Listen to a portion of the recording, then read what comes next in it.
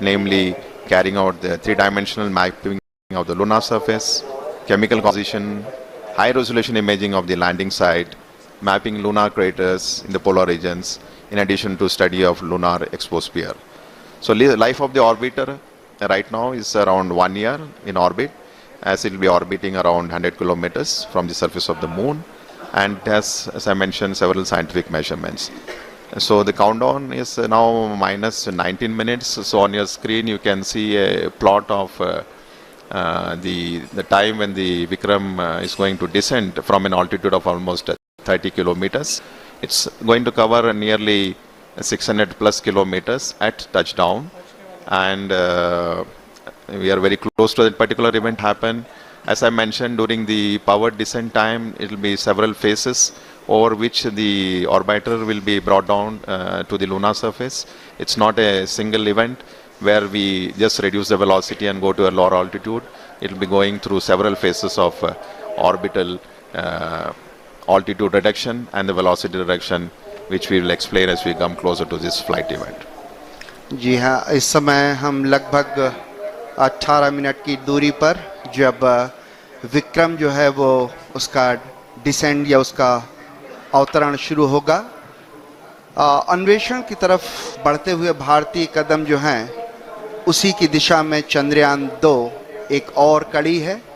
चंद्रमा हमें पृथ्वी के क्रमिक विकास और सौर मंडल के पर्यावरण की अविश्वसनीय जानकारियां दे सकता है। वैसे तो कुछ परिपक्व मॉडल मौजूद हैं, लेकिन चंद्रमा की उत्पत्ति के बारे में और अधिक स्पष्टीकरण की आवश्यकता है। चंद्रमा की सतह को व्यापक बनाकर इसकी संरचना में बदलाव का अध्ययन करने में मदद मिलेगी। चंद्रमा की उत्पत्ति और विकास के बारे में भी कई महत्वपूर्ण सूचनाएं जुटाई जा सकेंगी। वहां पानी होने के सबूत तो चंद्रयान-1 ने खोज ही लिए थे, और यह पता लगाया जा सकेगा कि चांद की सतह और उपसतह के कितने भाग में पानी है। चंद्रमा का दक्षिणी ध्रुव विशेष रूप से दिलचस्प है, क्योंकि इसकी सतह का बड़ा हिस्सा उत्तरी ध्रुव की तुलना में अधिक छाया में रहता है। इसके चारों ओर स्थायी रूप से छाया में रहने वाले इन क्षेत्रों में पानी होने की संभावना अधिक होगी। चांद के दक्षिणी ध्रुव के क्षेत्र ठंडे क्रेटर्स जो गड्ढे हैं, वहाँ पे प्रारंभिक सौर प्रणाली के लुप्त जीवाश्म रिकॉर्ड मौजूद हो सकते हैं। आप अपने स्क्रीन पे देख रहे हैं डॉक्टर BN सुरेश को, डॉक्टर TK एलेक्स, ये दो महान वैज्ञानिक जो हैं भारत के एक तरह से स्तंभ कहे जा सकते हैं, जिन्होंने रॉकेट में और उपग्रहों में विशेष भूमिका निभाई है। आप अंदर का दृश्य देख पा रहे हैं। इसी तरह से अगर हम आगे बात करें तो इस तरह के कई अंतरिक्ष अभियान भारत भेज चुका है। एस्ट्रोसैट था, मंगल कक्षत्र मिशन था, चंद्रयान-1 था, और इसी तरह के अभियान आने वाले वर्षों में और भी हैं जहां पे इस तरह के अभियान आप देख पाएंगे। Chandrayaan ISRO, when the Vikram lander thruster will be initiated, roughly around 6 minutes to go before we start the power descent operations.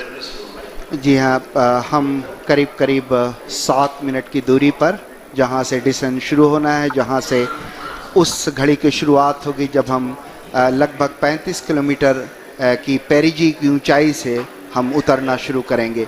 जिन दर्शकों ने इस अभियान को शुरू से फॉलो नहीं किया है, उनकी जानकारी के लिए संक्षेप में बता दूं कि प्रक्षेपण के पश्चात 24, 25, 29 जुलाई और 6-8 अगस्त को पृथ्वी की कक्षा में 5 मैन्यूअर्स किए गए, जिसमें तकरीबन 508.4 किलोग्राम प्रणोदक का कुल 3604.254 सेकंड तक प्रज्वलित कर कक्षीय परिवर्तन किया गया, जहां कक्षा उत्थान किया गया। इसके पश्चात 13 अगस्त को ट्रांस लूनर इंजेक्शन TLI के दौरान 166.8 किलोग्राम प्रणोदक की खपत कर 158.309 मीटर प्रति सेकंड की वेग वृद्धि की गई, और चंद्रयान-2 को पृथ्वी की कक्षा से चंद्रमा की कक्षा में स्थानांतरित कर दिया गया। चंद्रयान-2 ऑर्बिटर मिशन के लंबे अति पर्यावरणीय पथ पर एक ऐसा बिंदु आता है जो चंद्रमा के प्रभाव क्षेत्र के अंदर होता है। इसे लूनर ऑर्बिटल इंसर्शन या LOI कहते हैं, और इसी बिंदु पर भू आदेश के द्वारा कक्षा की दिशा में परिवर्तन कर उसे चंद्रमा की दीर्घ वृत्तीय कक्षा में पहुंचा दिया जाता है। फिर 20, 21, 28, 30 अगस्त और 1 सितंबर को 745.04 किलोग्राम प्रणोदक को कुल 4422.8096 सेकंड तक प्रज्वलित कर चंद्रमा की निम्न कक्षा में प्रवेश करा दिया गया।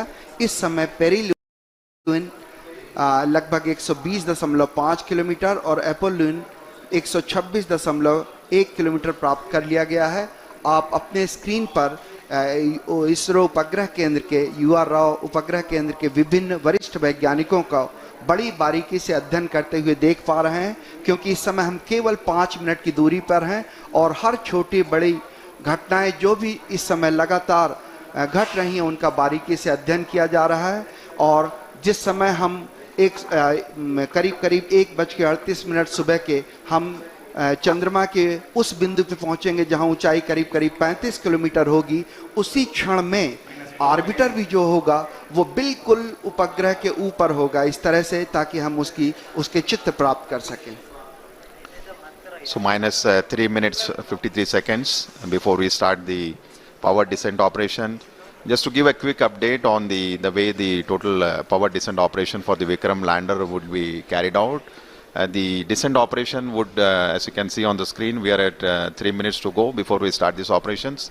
So Vikram lander would commence from an altitude of 30 kilometers, and once this descent operation has started, it will be for a duration of nearly 15 minutes. Of 30 kilometers, and once this descent operation has started, it will be for a duration of nearly 15 minutes before it touches down on the lunar surface. And the Vikram landing sequence is achieved through an autonomous landing sequencer. And just to give an update, the final state vectors and other parameters have already been loaded into the Vikram lander 4 hours prior, so it's all ready to go and start its operations. So as per the power descent plan, it's expected to start at 1 hour 38 minutes Indian Standard Time. As I mentioned, we are just less than 3 minutes now, and this entire power descent operation will be carried out in 4 different phases of operation, namely the first phase, which is the phase referred as rough braking phase, will bring the spacecraft from 30 kilometers to an altitude of almost 7.4 kilometers. The second phase after the rough braking phase will be attitude and absolute navigation control phase, which will enable the spacecraft to travel from 7.4 to 5 kilometers. And then immediately we will have the third phase of operation, which is the fine braking phase, where we bring down the spacecraft from 5 kilometers to almost at an altitude of 400 meters above the surface where the landing is supposed to happen.